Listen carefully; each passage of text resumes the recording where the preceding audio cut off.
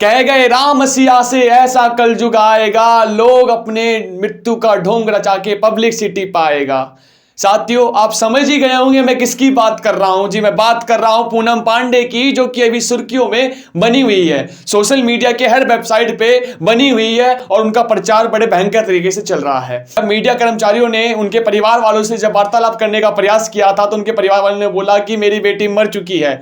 उनके परिवार वालों ने भी रोना धोना कर दिया था। लेकिन जब बात दूसरी बात पे आती है, जब उनकी टीम से भी संपर्क करने का प्रयास किया जाता है कि पूनम पांडे के पीछे हकीकत कहानी क्या है, क्या वाकई में वो मर गई हैं, तो उनकी टीम ने भी जवाब दिया कि हाँ जी, वो मर गई हैं। लेकिन कुछ दिनों के बाद जब वो 1 बजे लाइव आती हैं और बोलती हैं कि मैं मरी नहीं हूं, बल्कि वो एक ही बार में धप्पा करती हैं और बोलती हैं कि मैं जिंदा हूं और मैंने जानबूझ के ये मृत्यु का ढोंग इसलिए रचाया है। इसके पीछे कारण ये था कि जो अभी बजट पास हुआ है स्वास्थ्य को लेकर के, उसके अंदर में मैं कुछ और भी इंक्लूड करना चाहती हूं और लोगों तक वो मेरी बात नहीं पहुंच पाती, इस कारण से मुझे ढोंग मचाना पड़ा।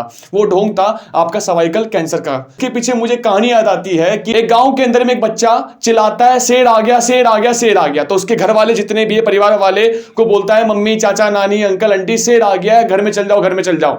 और उसके बाद पूरे परिवार वाले डर के मारे से घर में चल जाते हैं। लेकिन कुछ समय के बाद बच्चा खड़ा होकर बहुत हंसता है। हंसने के बाद जब उसके परिवार वाले बाहर निकलते हैं, तूने बोला था शेर आया, शेर कहां आया?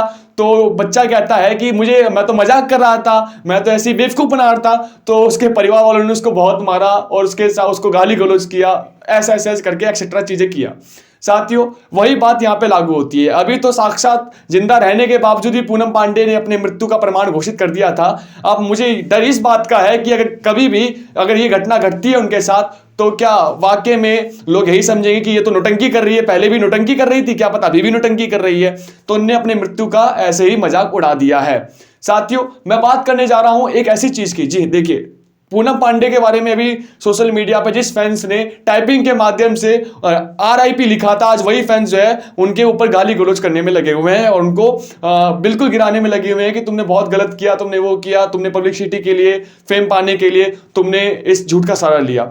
लेकिन साथियों, किसी भी इंसान में हमेशा हमें दोनों चीज देखनी चाहिए। नकारात्मक है तो है, लेकिन उसके अंदर सकारात्मक चीजें भी देखनी चाहिए। जी, उस महिला ने चाहे अपनी पब्लिसिटी के लिए, चाहे अपने प्रचार के लिए जो मुद्दा उठाया है, वो मुद्दा बहुत ही गंभीर है। वो मुद्दा सर्वाइकल कैंसर का है। ये जो कैंसर है, ये HPV के फैलने से होता है। यदि कोई महिला असुरक्षित तरीके से यौन संबंध बनाने का प्रयास करती है तो इससे भी कैंसर फैलता है। नंबर दूसरी बात, इस कैंसर का फैलने का कारण यह भी है कि यदि 3 से ज्यादा बच्चे पैदा महिला करती है तो इससे भी कैंसर फैलने को डर लगता है। नंबर तीसरी बात, यदि कोई महिला गर्भ निरोधक गोलियों को खाती है, यानी कि गर्भ को रोकने के लिए गोलियों का सेवन करती है, तो इससे भी कैंसर देखने को मिलता है। असली बात यह होती है कि जब कोई महिला संभोग करती है, संभोग करने के दौरान में यदि कुछ ऐसे तत्व जो है उसके गर्भाशय ग्रीव पे रह जाते हैं, कुछ ऐसे सेल्स जो है रह जाते हैं, जो कि सेल्स बड़े होकर के फैलाव होते हैं और इसके कारण से महिला को इस बीमारी का सामना करना पड़ता है। साथियों, मैं आपको बता दूं, WHO ने एक रिपोर्ट पेश की थी। उस रिपोर्ट के अंदर में बताया कि भारत के अंदर में 18% महिला जो है वो किसी ना किसी कैंसर से ग्रसित है। कई सारी कैंसर का रूप होता है, आप भी जानते हैं इस बात को, चाहे वो ब्लड कैंसर हो, चाहे वो सेल्स कैंसर हो, चाहे वो सर्वाइकल कैंसर हो, ना जाने कौन कौन से कैंसर होते हैं। उसी में से 18%, समझ रहे हैं कि 18% आबादी कम नहीं होती, बहुत आबादी होती है। उसी में से 1,20,000 महिला जो है सर्वाइकल कैंसर से ग्रसित रहती हैं, जिसमें से 77,000 महिला जो होती है, 77,000 महिला जो होती है वो इस बीमारी से मर जाती हैं। यानी देखा जाए प्रतिदिन 211 महिला की मृत्यु हो रही है इस बीमारी कारण से। साथियों, पूनम पांडे ने जिस झूठ का साथ लेकर के जो जागरूकता फैलाने का काम किया है, वो वाकई में हमको समझने का बहुत ज्यादा जरूरी है, क्योंकि अगर हम समझेंगे नहीं तब तक कुछ होने वाला नहीं है। इसलिए बात करता हूं कि हमारे हिंदुस्तान के अंदर में सेक्स एजुकेशन का होना बहुत जरूरी है। हालांकि मानता हूं कि अभी भी कई सारे ऐसे विद्यालयों में टीचर जो है सेक्स एजुकेशन के चैप्टर को पढ़ाना पसंद नहीं करते हैं, और पढ़ाएं भी कैसे, जब बच्चे ही उसको सुन के हंसते हैं, मजाक उड़ाते हैं। हकीकत यह है कि हम पश्चिमी देशों के संस्कृतियों को अपनाते हैं, जिसमें खान पीन को, रहन सहन को अपना लेते हैं, लेकिन वहां के विचारों को अपनाने का प्रयास नहीं करते हैं, वो विचार जो सकारात्मक होते हैं। अब जब स्कूल में सेक्स एजुकेशन का चैप्टर चलता है तो हम उसमें हंस पड़ते हैं, अरे क्या पढ़ा रही है, क्या पढ़ा रही है, अरे वो फलाना ठिकाना चलता रहता है। लेकिन साथियों, हकीकत में देखा जाए तो हमें समझना पड़ेगा कि हमारे जीवन का एक महत्वपूर्ण हिस्सा है। साथियों, मैं आपको बता दूं कि पहले के समय में क्या था कि हमारी जो बहू बेटियां बहनें जो हुआ करती थी वो एक समस्या को फेस करती थी। इस समस्या का नाम था मासिक धर्म यानी कि पीरियड्स की समस्या। उस समय में वो उससे बचने के लिए कपड़े का इस्तेमाल करती थी और कपड़े के कारण से क्या होता है कि उनको कई सारी प्रॉब्लम, उनको कई सारी बीमारियां और कहीं ना कहीं कैंसर भी हो जाता था। लेकिन समय के साथ, आधुनिक भारत के साथ साथ कई सारी टेक्नोलॉजी में बदलाव आया, कई सारे लोगों के विचारों में बदलाव आया और पैड का निर्माण हुआ और पैड का विस्तार जो है भारत के अंदर में भी हुआ और लोगों ने इसको अपनाया, जिसके कारण से जो है मृत्यु दर जो है बहुत ही कम देखने को मिला है इस रूप में।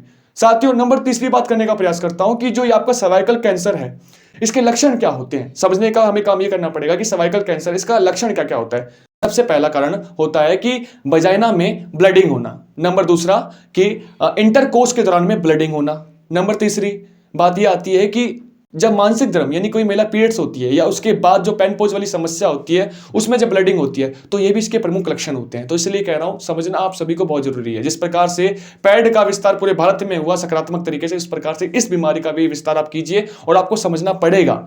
एक महिला जितना दर्द सहती है ना, शायद कोई पुरुष उस दर्द को सहता हो। एक महिला का दुख ना कोई नहीं समझ सकता। बस पुरुष इस बात पे कहता है कि महिला का काम केवल घर तक सीमित है, वो करती क्या है। मैं आपको बता दूं कि महिला जितना कुछ करती है शायद कोई पुरुष करता हो। महिला के पास जिम्मेदारी केवल परिवार को संभालने की नहीं होती, उसके पास केवल परेशानियां केवल परिवार को संभालने के लिए नहीं होती, बल्कि वो हर पल हर दिन किसी ना किसी समस्या का सामना करती है। मैं ऐसा क्यों कह रहा हूं समझिए। आपके पास तो बस कमाने का टेंशन रहता है, लेकिन उनके पास परिवार के साथ साथ अपने जीवन को जीने का भी टेंशन रहता है। वो मानसिक रूप से नहीं, शारीरिक रूप से भी परेशान रहती है। मैं ऐसा क्यों बोल रहा हूं। जब कोई लड़की जब छोटी अवस्था में होती है तो उसको कई सारे परिवार की कुछ ऐसी सोच होती है कि उसे घर से बाहर नहीं निकलने देते। बस तू स्कूल जाएगी, स्कूल से घर, घर से स्कूल, और थोड़ा बहुत अपने दोस्तों के साथ खेलेगी। यानी कि वो समाज को सही से नहीं जी पाती है। जैसी बड़ी होती है वैसी उसको एक और समस्या उसके सामने खड़ी हो जाती है, रजोधर्म। यानी कि कह सकते हैं कि किशोरावस्था के समय में रजोधर्म हो जाता है, पीरियड्स हो जाते हैं। तो उस समय में वो लड़कियों को बहुत ज्यादा प्रॉब्लम देखने को मिलता है।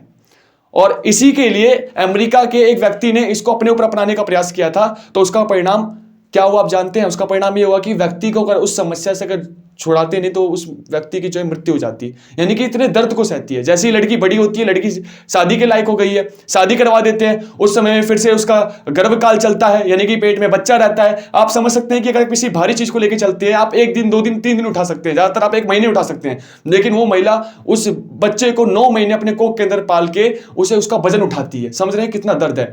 बात यहीं तक सीमित नहीं है। जैसे ही महिला बड़ी होती है वैसे जैसे 40 45 50 साल क्रॉस कर देती है तो उसे एक प्रॉब्लम होती है, यूट्रस की समस्या। और ये समस्या बहुत ज्यादा भयंकर समस्या होती है, जिसका निवारण करने के लिए वो हॉस्पिटलों के चक्कर लगाती है। बात वहां तक सीमित नहीं है। आपको पता है कि शरीर में यदि एक बीमारी घुस गई तो 10 सारी बीमारियां घुसी जाती है। उसके बाद वो दोबारा कोई ना कोई बीमारी से ग्रसित हो जाती है, चाहे वो कमर का दर्द, जोड़ का दर्द या न जाने कौन कौन सा दर्द। इसलिए कहता हूं हमारे हिंदुस्तान के अंदर में स्त्रियों को देवी का रूप माना गया है, क्योंकि उनके अंदर वो क्षमता है सहने की जो सह सके। पुरुषों के अंदर में क्षमता नहीं है। पुरुष केवल पैसे कमा के घर को चला सकता है, लेकिन महिला परिवार के साथ इस समाज को जीने का एक तरीका भी बताती है। साथियों, इस वीडियो को शेयर करने का प्रयास कीजिए।